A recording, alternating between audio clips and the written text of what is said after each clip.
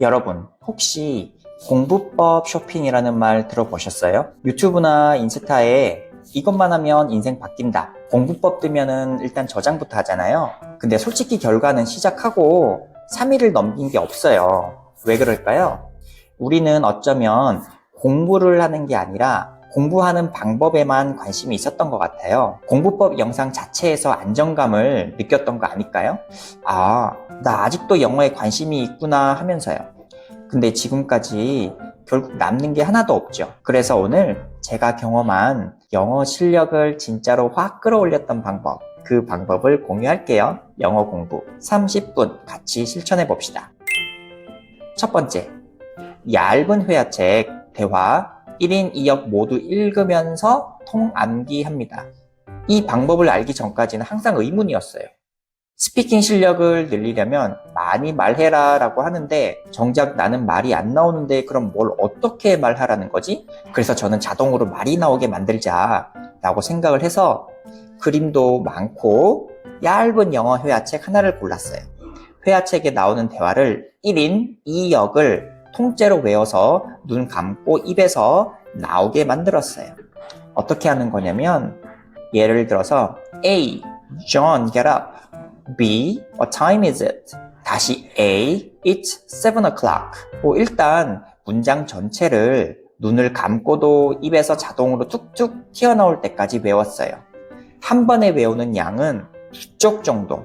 그래서 하루에 2쪽이요.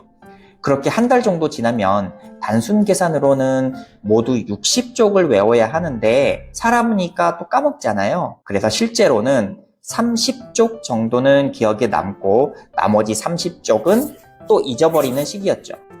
그러면 다시 그 잊어버린 30쪽을 또 외우고 이런 과정을 반복했어요. 그렇게 하다 보니까 얇은 영어 회화책 한 권을 정말 글자 하나 안 틀리고 외우는 데까지 약 반년이 걸렸습니다. 그런데 이 방법으로 스피킹 연습을 하니까 20년이 지난 지금까지도 생생하게 기억나고 무의식적으로 외웠던 표현들이 튀어나와요. 자, 여러분 이제 웬만한 영어 표현을 익혔다면 두 번째, 낯선 외국인에게 직접 말 걸면서 실전 테스트 합니다. 이 방법은 이렇게 합니다. 제가 얼마나 길게 대화를 이어갈 수 있는지 직접 시험해 보는 거죠. 그래서 저는 그 다음에 이태원으로 갑니다. 거기서 원어민 선생님들이 아닌 정말 모르는 외국인 관광객들에게 영어로 먼저 말을 걸어보고 대화가 이어지는지 확인했죠. 학원의 원어민 선생님들이야 제가 하는 영어 발음에 익숙하니까 이해를 잘 할 수 있었지만 이태원의 외국인 관광객들에는 제가 낯설고 서툰 발음을 하는 그냥 한국인이었던 거죠. 그래서 이상했어요. 분명 회화책 통암기로 실력이 늘었는데 왜 실제 외국인 앞에서는 대화가 안 되지? 원어민이랑 대화를 하는데 제 영어를 잘 못 알아듣고 Pardon me? Excuse me? 이거를 자꾸 반복하는 거예요. 예상치 못했던 상황이었죠. 원인은 따로 있었어요. 그게 바로 발음이었습니다. 세 번째, 문제 원인을 진단을 해봤어요.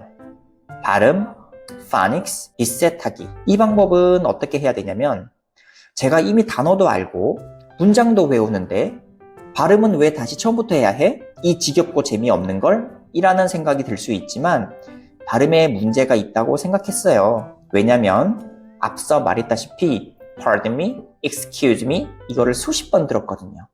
원어민 선생님들에게 발음 좀 제대로 고쳐달라고 부탁을 했더니 처음부터 알파벳 파닉스부터 다시 가르쳐 주시는 거예요. 저는 이미 알던 단어도 모르는 단어처럼 완전 처음 보는 것처럼 놓고 아기들이 배우는 것처럼 파닉스 규칙에 맞춰서 발음을 처음부터 다시 익혔습니다.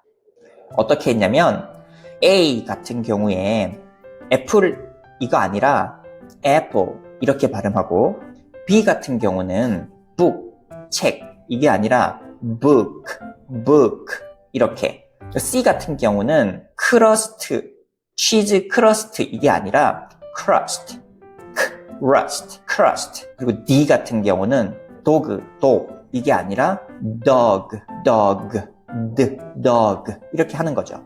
그래서 한번 파닉스를 이해하고 나니까 그 이후에 새로 배우는 단어나 문장을 받아들일 때도 당연히 파닉스를 바탕으로 익히게 되는 거였죠. 훨씬 수월해지더라고요. 그리고 네 번째, 다시 회화책을 기존 방법대로 통암기합니다.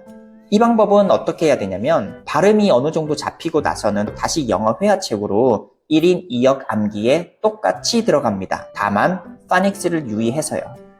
이번에도 똑같이 그림도 많고 얇은 회화책이었죠. 이미 한번 해본 경험이 있으니까 속도가 붙더니 첫 번째 책은 마스터하는데 6개월, 반년이 걸렸는데 그 다음 책은 4개월 정도면 끝나더라고요. 정말 기뻤죠. 저는 그래서 영어 회화 수준을 정말 많이 끌어올릴 수 있었습니다.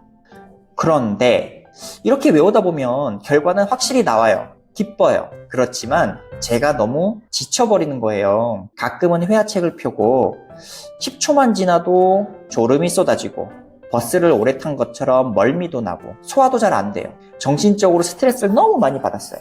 그래서 한 번은 과감하게 휴식기를 가집니다. 한 달 정도는 아예 어떠한 영어책도 펼치지 않았던 거예요. 그런데 그 대신에 저는 미드만 봤어요. 그것도 공부 아니냐고요? 아니요. 그때는 자막도 켜놓고 편하게 봤죠. 영어는 이를 악물고 버티기만 한다고 되는 게 아니라 내가 숨 쉴 틈을 남겨두면서 꾸준히 오래 가는구나 라고 생각을 하셔야 돼요. 그래서 여러분께 권하고 싶은 건 딱 하나입니다. 하루에 30분. 하지만 제대로. 무조건 많이 오래가 아니라 내가 감당할 수 있는 분량을 딱 정해서 집중하는 30분을 꾸준히 가져가는 루틴을 만드는 거예요. 외우기로 몰아붙이는 시기와 미드로 즐기면서 쉬어주는 시기를 번갈아 가져가면서요. 이번에는 진짜 30분은 지켜보자 하고 마음 한번 굳게 먹어보세요. 네, 오늘 제 이야기를 들으시면서 예전에 제 모습이 조금이라도 겹쳐 보인다면 이번에는 혼자만 끙끙거리면서 돌아가지 마시고 저랑 같이 끝까지 한번 가보셨으면 좋겠습니다. 내년에 이맘때쯤 와, 예전엔 이 정도 문장도 못 말했는데 하고 스스로 놀라게 되는 그 순간 우리 같이 한번 맞이해봐요. 감사합니다.